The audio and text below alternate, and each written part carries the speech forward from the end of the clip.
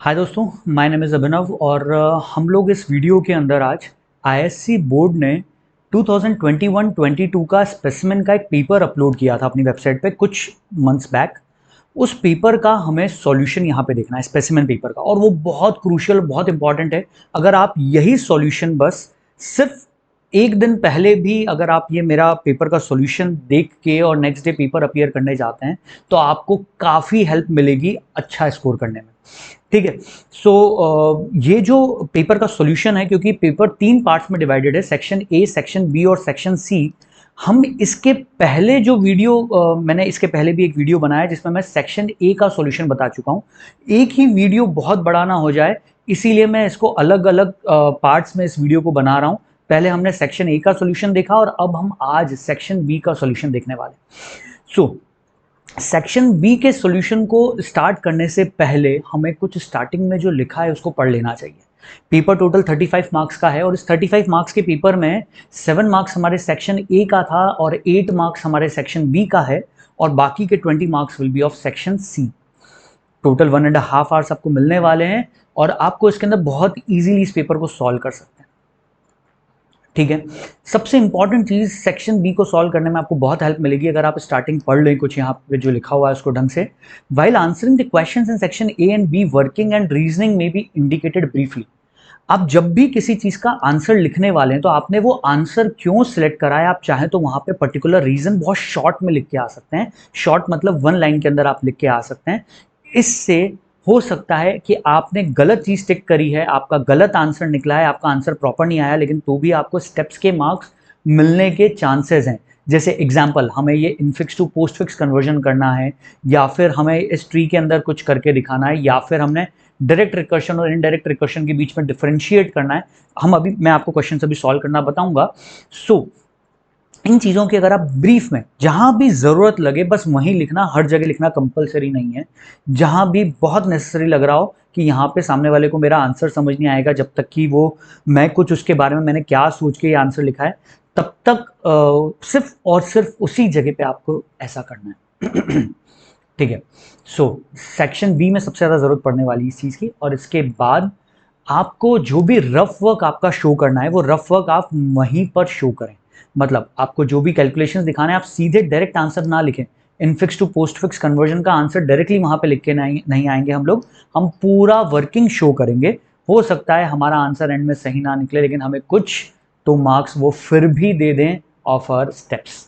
ठीक है। So we have to show the working, वो सब हमें दिखाना है। All working including rough work should be done on the same sheet. ये आपको एंड के पेज पे नहीं करना है, सेम शीट जहां आंसर लिख रहे हो उसी जगह पे आपको आंसर के साथ में ही ये वर्किंग शो करनी है। ठीक है। Let's straightforward jump to the section B. Question number 2, differentiate between direct recursion and indirect recursion. अब इसके बीच में हमें डिफरेंस समझना है। तो first of all sorry to my dear students, मैं आप लोगों को ये वाला टॉपिक मैंने आपको पहले नहीं पढ़ाया क्योंकि ये टॉपिक की हेडिंग मुझे सिलेबस में कहीं मेंशन नहीं थी, कहीं दिखी नहीं, इसलिए मैंने आपको पढ़ाया नहीं उस टाइम पे। सो हम इसी चीज को आज देखते हैं कि what is the difference between direct and indirect recursions. So direct recursion का मतलब पहले एक एग्जाम्पल से समझते हैं। जैसे एक मेथड बनाई मैंने नम, और वही मेथड अपने आप को जब कॉल करती है तो it is known as direct recursion. और हमने एक मेथड बनाई नम और एक मेथड बनाई सम। नम मेथड में से हम सम मेथड को कॉल कर रहे हैं और सम मेथड में से हम नम मेथड को कॉल कर रहे हैं। सो this is basically an example of indirect recursion. आप बिल्कुल एग्जाम के अंदर एग्जांपल भी लिख के आ सकते हैं बहुत शॉर्ट में, लेकिन अब इसी चीज को आपको थियरी में कन्वर्ट करना है। When in the body of a method there is a call to the same method. Method की बॉडी, ये मेथड की बॉडी है और इस मेथड की बॉडी में से इसी मेथड को कॉल करा हुआ है, तो दिस इज डायरेक्ट रिकर्शन। और अगर आपने किसी मेथड की बॉडी में से किसी दूसरी मेथड को कॉल करा है और उस दूसरी मेथड में से आपने किसी तीसरी को, तीसरी में से किसी चौथी को, और उस चौथी में से वापस आपने पहली वाली मेथड को कॉल कर दिया है, so this will be known as indirect recursion. और इनडायरेक्ट रिकर्शन की डेप्थ कितनी भी हो सकती है। डेप्थ मतलब अभी जैसे ये 1 लेवल की डेप्थ है इसकी, नम में से सम को कॉल करा, सम में से वापस नम को कर दिया। आप चाहते तो नम में से सम को कॉल करते, सम में से कोई और एक्स वाई जेड सब करके मेथड होती, सब्ट्रैक्ट मेथड कॉल होती, और सब्ट्रैक्ट के अंदर से वापस नम कॉल होती, तो 2 लेवल ऑफ रिकर्शन हो जाता है यहाँ पे। सो डेप्थ ऑफ इनडायरेक्ट रिकर्शन में वेरी। सो आई होप कि आपको डायरेक्ट और इनडायरेक्ट रिकर्शन के बीच में डिफरेंस क्लियर हो गया है। ठीक है, इस डेफिनेशन को बिल्कुल आपको ये वन लाइन की डेफिनेशन दोनों के बारे में, और अगर ऐसा आप टेबल बना के आ जाए तो बेस्ट है, बिल्कुल परफेक्ट है। ठीक है, इस तरीके से पूरे मार्क्स मिलेंगे, 2 marks, you will get full 2 marks for this question. Now come to the next part. अगर आपको कहीं भी मेरे किसी चीज़ में डाउट होता है, किसी भी जगह कुछ चीज़ समझ नहीं आती, तो आप मुझे कमेंट के अंदर लिख सकते हैं कि सर इस चीज़ को और एलाबोरेट करें। हो सकता है मैं उस चीज़ के लिए कोई एक अलग से वीडियो बना के इंटरनेट के ऊपर आपके लिए यूट्यूब पे अपलोड कर दूँ। ठीक है, so let's try to understand this again. Question number 3 है जिसको अपने को समझना है अब, इनफिक्स नोटेशन को पोस्ट फिक्स नोटेशन में कन्वर्ट करना है। इसको समझने के लिए सबसे पहले लेट अस क्विकली रिवाइज कि what are the steps to convert an infix notation to postfix. जब भी किसी एक्सप्रेशन को इनफिक्स से पोस्ट फिक्स में आपको कन्वर्ट करना है, तो आपको सबसे पहले स्टेप्स ध्यान रखनी है। कुछ सबसे पहली स्टेप होती है, आपको पैरेंथेसाइज करना है पूरे एक्सप्रेशन को, starting from left to right, बहुत प्रॉपर तरीके से पैरेंथेसाइज करना है। पैरेंथेसाइज कैसे करना है, अभी हम इस एग्जांपल इसी क्वेश्चन को जब सॉल्व करेंगे तो इसमें आपको पैरेंथेसाइज करना बताऊंगा कि पहले हमें c डिवाइडेड बाय d को पैरेंथेसाइज करेंगे, फिर बाकी को। फिर अगर आपने पैरेंथेसाइज प्रॉपर तरीके से कर दिया तो आंसर 100% सही आएगा। ठीक है, इसके अलावा पैरेंथेसाइज करने के लिए हमें कुछ रूल्स फॉलो करने हैं कि पहले कौन सा एक्सप्रेशन को पैरेंथेसाइज करें, पहले ये e डिवाइडेड बाय f को करूं, पहले c डिवाइडेड बाय d को करूं, या पहले b प्लस c को करूं, किस चीज को पहले पैरेंथेसाइज किया जाए। इसके लिए हमारे पास में मैथमेटिकली तो we have BODMAS rules. आप अगर बोर्ड मास रूल्स को फॉलो करके भी सॉल्यूशन निकाल के आते हैं तो गलत नहीं होना चाहिए। लेकिन आईएससी बोर्ड स्टूडेंट्स के मैंने आईएससी बोर्ड ने कुछ मार्किंग स्कीम्स जो अपनी लॉन्च की थी, रिलीज की थी, मैंने उनके अंदर जब सॉल्यूशंस देखे तो मुझे ये समझ में आया कि दे डोंट एक्सपेक्ट कि आप बोर्ड मास के रूल्स फॉलो करो। वो चाहते हैं कि आप यहाँ पे ऑपरेटर प्रेसिडेंस रूल्स को फॉलो करो। तो इसके लिए आपको operator precedence rules and associativity rules बहुत अच्छे से पता होना चाहिए, जो कि हम बेसिकली 9th क्लास के अंदर पढ़े हुए होते हैं। तो हमारे लिए 12th तक आते आते तो हम उस चीज़ में बहुत अच्छे से मंझ चुके होते हैं। ओके, सो आई बिलीव कि ये सबको अच्छे से पता है। अगर आपको नहीं पता है तो मेरा ही इसी यूट्यूब चैनल के ऊपर आप सर्च कर सकते हैं और Java operator precedence and associativity rules. इसके लिए मैंने एक पूरा लेक्चर बना के डाल रखा है जिसमें जावा ऑपरेटर्स के ऊपर बहुत सारी डिटेलिंग करी हुई है, पूरा एक चैप्टर है जावा operators. Okay, ISC students must follow the Java operator precedence and associativity rule from examination point of view. Please refer marking scheme by ISC, मैंने यहाँ पे क्लियरली इसलिए मेंशन करा है।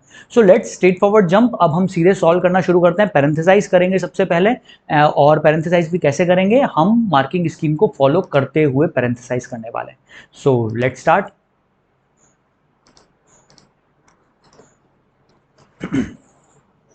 ये हमारा एक्सप्रेशन है। अगर हमको इसको पैरेंथेसाइज करना है, सबसे पहले मैं यहाँ पे इसको वापस एक बार लिखता हूँ, a multiplied by b plus c divided by d minus e divided by f। पैरेंथेसाइज करने में आपको ऑपरेटर प्रेसिडेंस रूल्स का ध्यान रखना है। तो प्रेसिडेंस सबसे ज्यादा डिवीजन वाले ऑपरेटर की होती है और मल्टीप्लिकेशन वाले ऑपरेटर की होती है। ठीक है, अब डिवीजन वाला ऑपरेटर और मल्टीप्लिकेशन वाले ऑपरेटर की होती है, लेकिन उनसे भी ज्यादा पैरेंथेसिस मतलब ब्रैकेट्स की प्रेसिडेंस होती है। तो हम सबसे पहले तो इस इनर मोस्ट ब्रैकेट पे आते हैं। इसके अंदर सबसे ज्यादा प्रेसिडेंस प्लस की है या डिवीजन की, तो डिवीजन की प्रेसिडेंस ज्यादा है, तो इसको पहले ब्रैकेट में इनक्लोज कर दिया जाए। ठीक है, और उसके बाद वाला एक्सप्रेशन तो पूरा इनक्लोज है ही पैरेंथेसिस में। अगेन अब पहले मल्टीप्लिकेशन करें कि पहले सब्ट्रैक्शन करें कि पहले डिवीजन करें, तो मल्टीप्लिकेशन और डिवीजन की प्रेसिडेंस सेम होती है, तो यहाँ पे एसोसिएटिविटी रूल लगेगा। एसोसिएटिविटी रूल स्टेट्स दैट कि when there are two operators, specially multiplication and division की बात करें एंड मॉड्यूलस ऑपरेटर, इन तीनों की प्रेसिडेंस सेम होती है। मल्टीप्लिकेशन, रिमाइंडर ऑपरेटर मतलब मॉड, और डिवीजन, इन तीनों की प्रेसिडेंस सेम है। तो you have to go from left to right. Expression में जो पहले आ रहा हो पहले उसको पैरेंथेसाइज करेंगे।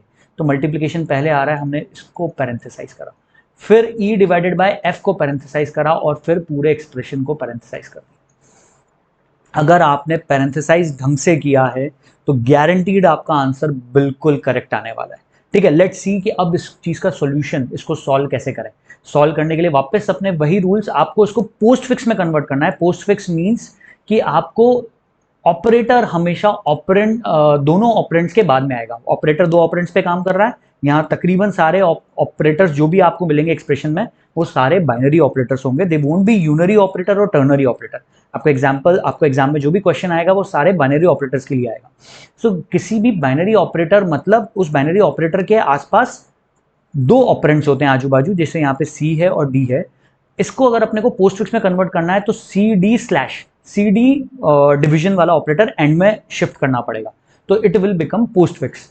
अब ये हम कैसे करें, स्टेप बाय स्टेप करेंगे, बिल्कुल जल्दबाजी मत बताना, सारा काम एक साथ नहीं करना है, एक बार में सिर्फ एक सब एक्सप्रेशन को हम पैरेंथेसाइज करेंगे।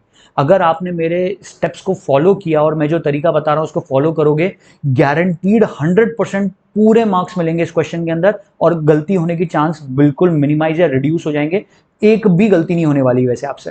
ठीक है, तो सब एक्सप्रेशन उठाना है, सब मतलब सबसे इनर मोस्ट एक्सप्रेशन उठाओ।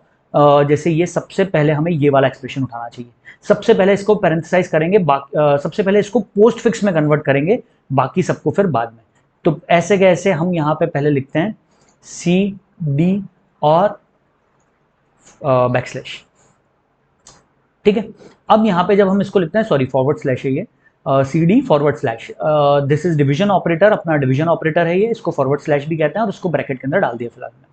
बाकी सब चीजें एज इट इज मैं यहाँ पे नोट डाउन करने वाला हूँ, किसी भी पैरेंथेसिस को गड़बड़ ना करें, जैसा वहां ऊपर लिखा है वैसे ही और उतने के उतने ही यहाँ पे नीचे की तरफ आप उतारें, नहीं तो एरर जा सकता है।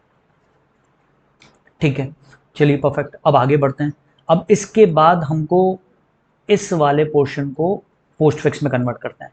Assume that this is X and this is Y, ये एक्स है और ये वाई है, तो एक्स प्लस वाई, तो this is X Y plus, मतलब आपको सिर्फ इस प्लस ऑपरेटर को एंड में शिफ्ट करना है एक्स और वाई को लिखने के बाद। एक्स को लिखा, here I am writing X, then Y is C D forward slash, then put the plus, और अब इसको एक ब्रैकेट में इनक्लोज कर दिया। दिस इज ए मल्टीप्लीकेशन, ये अगेन एक ब्रैकेट के अंदर है, फिर minus E divided by F, ये अगेन एक ब्रैकेट में है, और अल्टीमेटली पूरा एक्सप्रेशन एक ब्रैकेट में। ठीक है, लेट्स मूव अहेड देन। अब वापस अपने को कुछ सॉल्व करना है, तो अब वापस जो सॉल्व करना है ये तो अपन सॉल्व कर ही चुके हैं, अब हमको a मल्टीप्लाइड बाय दिस ये वाला करना है। तो इसको कैसे करें, तो a को अगेन x मान लिया और इस पूरे एक्सप्रेशन को वापस y मान लिया, तो पहले लिख दिया ऐसा कैसा, x और y एक साथ लिख दो, मल्टीप्लिकेशन ऑपरेटर एंड में शिफ्ट करेंगे, तो a लिखना है मतलब x और y लिखना है ये पूरा एक्सप्रेशन, तो यहाँ लिखा b c d divide plus, और एंड में ये ऑपरेटर शिफ्ट हो जाएगा मल्टीप्लिकेशन वाला। ठीक है, ये अपना एक एक्सप्रेशन है, और now the last expression e divided by f, sorry not last, second last. अब अपने को इतने को सॉल्व करना है, तो let's now convert this first. अब इसको करते हैं, तो this will B e f divide, ठीक है, और इसको अभी ब्रैकेट के अंदर रहने दो, और ऐसे कैसे ऊपर वाले को नीचे लेके आओ, डिवाइड प्लस मल्टीप्लिकेशन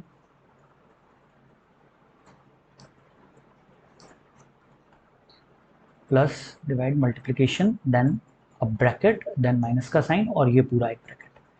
अब दिस होल सब एक्सप्रेशन, इस पूरे एक्सप्रेशन की अगर अपन बात करें तो this is x and this is y, इस x और y को एक साथ लिखो और एंड में माइनस लिख दो, that's it and that will be your answer. तो a b c d divide plus multiplication e f divide and में subtraction, that's your answer.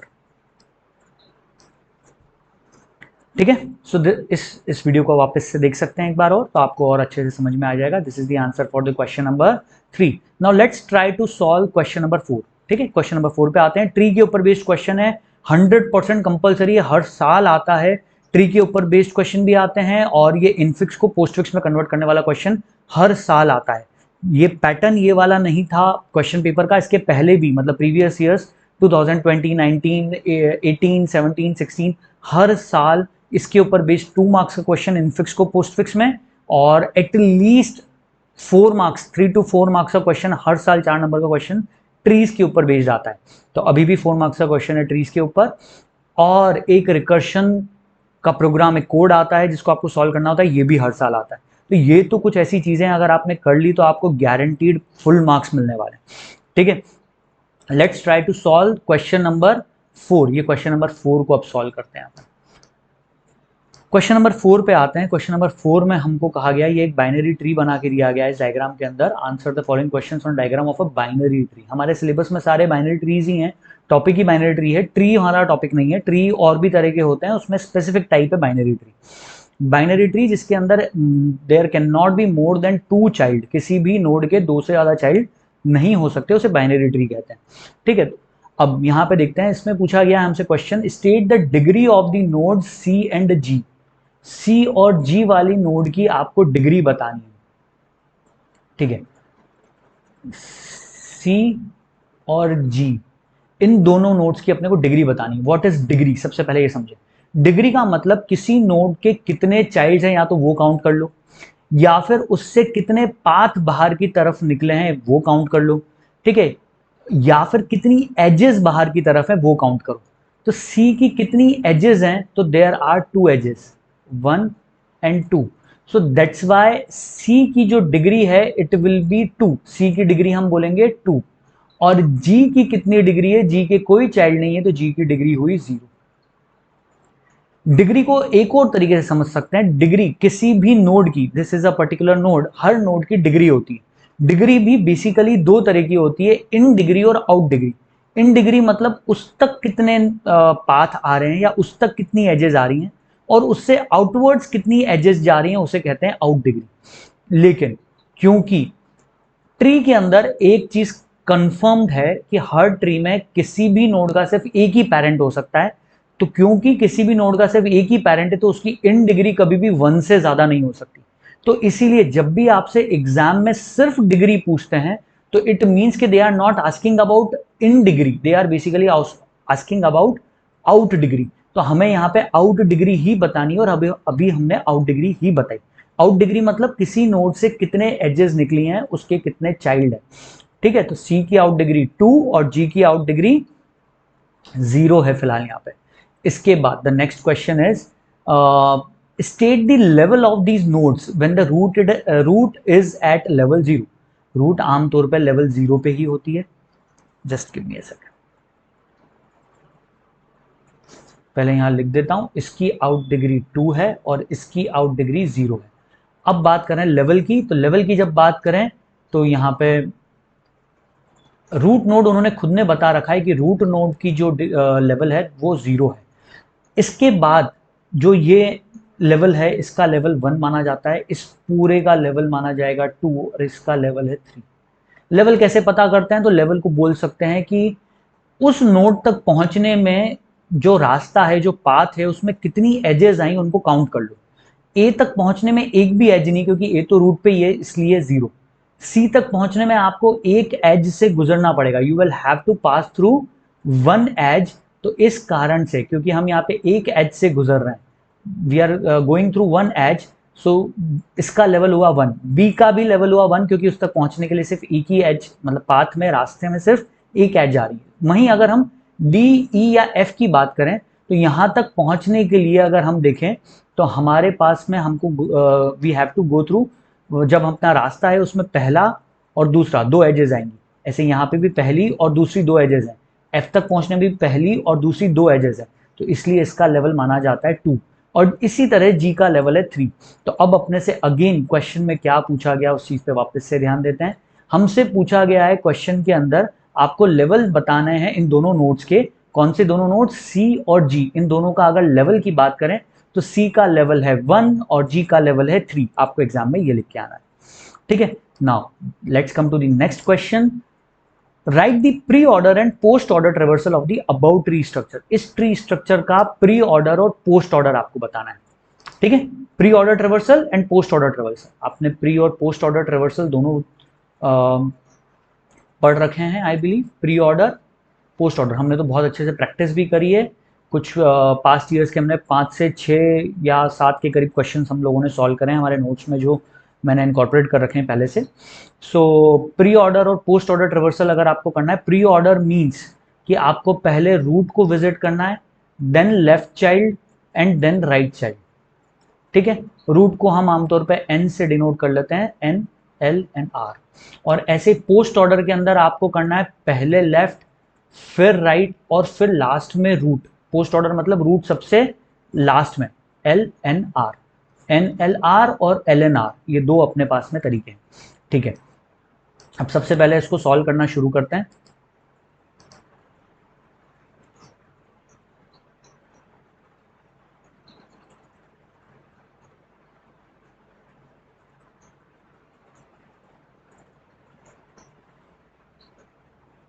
Late me raise them.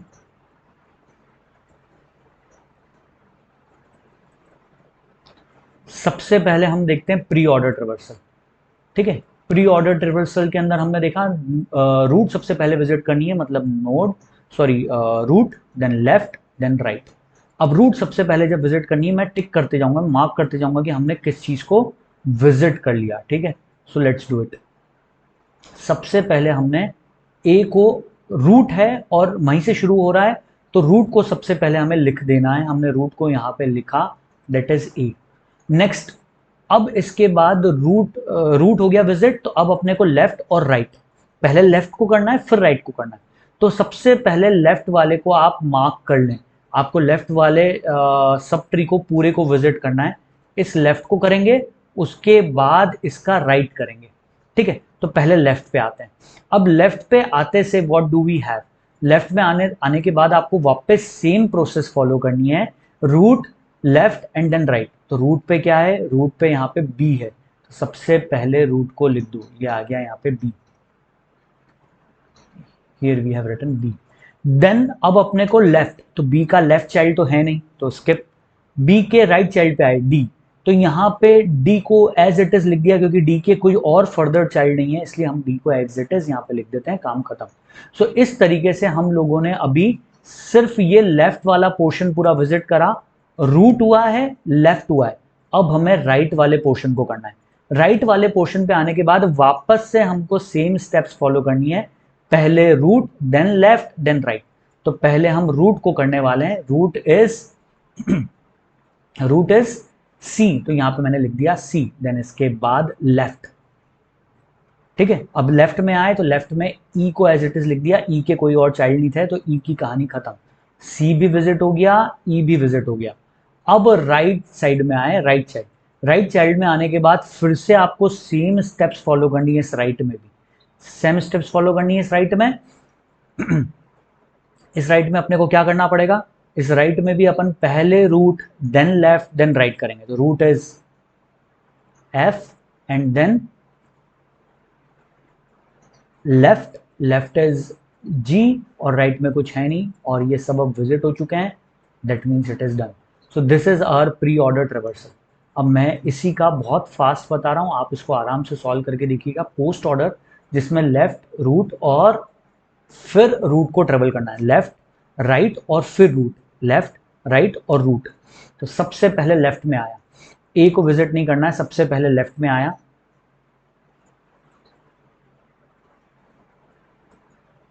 सबसे पहले लेफ्ट में आया बी, ये भी रूट है, तो उस अभी मेरे को रूट विजिट नहीं करना है, पहले लेफ्ट, तो लेफ्ट तो कुछ है नहीं, फिर आया राइट, राइट में है डी, तो सबसे पहले मैंने यहाँ पे लिखा डी, डी विजिट हो गया। इसके बाद ये राइट हो गया, लेफ्ट में कुछ था नहीं, राइट हो गया, तो अब रूट, रूट की बारी आई और रूट है बी। अब जैसे ही बी हो गया, मतलब आपने अब ये लेफ्ट वाला पोर्शन कर लिया। अब लेफ्ट वाला करने के बाद अब हमको करना है राइट वाला पोर्शन। ठीक है, left is done, now right. अभी रूट को विजिट नहीं करना है, अभी आप राइट में आओगे। अब राइट में आए, राइट में आने के बाद सेम स्टेप्स फॉलो करनी है, लेफ्ट, राइट एंड रूट। सो इसके लेफ्ट में आए, इसका लेफ्ट है ई, इसका लेफ्ट और राइट कुछ नहीं है, तो इस ई को एज इट इज लिख दिया। इसके बाद वापस अपन अब लेफ्ट वाला अपन ये विजिट कर चुके हैं, सी का लेफ्ट वाला विजिट हो चुका है, सी सब ट्री का। अब सी सब ट्री का राइट वाले पे आए, अभी रूट को विजिट नहीं करना है, अभी राइट सब ट्री में आए। राइट सब ट्री में फिर से एफ और जी दो हैं, तो यहाँ पे भी एफ विल बी रूट, इसको पहले विजिट नहीं कर सकते, उसका पहले लेफ्ट वाला विजिट करना है, which is G. Then right, right कुछ है नहीं तो एफ पे आएंगे, राइट कुछ है नहीं तो रूट पे आएंगे और रूट को लिखेंगे एफ।